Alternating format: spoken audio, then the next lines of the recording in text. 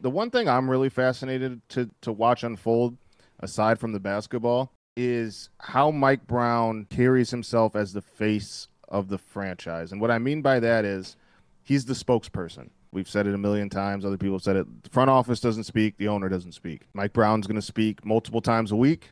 He has not shied away from calling players out in the past. That is one thing Tibbs famously does not do. You never heard Tibbs, very rarely, I should say, never say never, very rarely ever, when questions were asked about why a player did this or didn't do that, you rarely ever heard Tibbs throw a player under the bus. Yeah.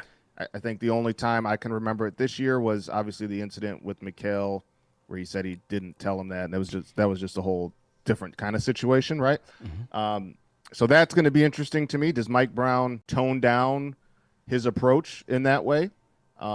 Obviously, if you're the head coach of the New York Knicks, you're almost like the spokesperson for MSG, the whole network, the whole conglomerate.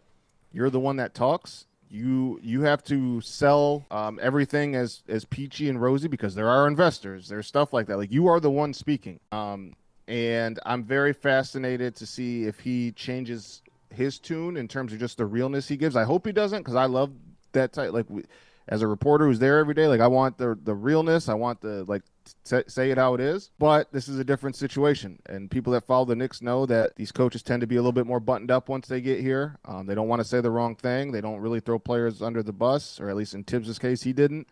So I'm fascinated to see how he handles that, being the spokesperson for not just the franchise, but kind of the whole conglomerate there that James Dolan's running.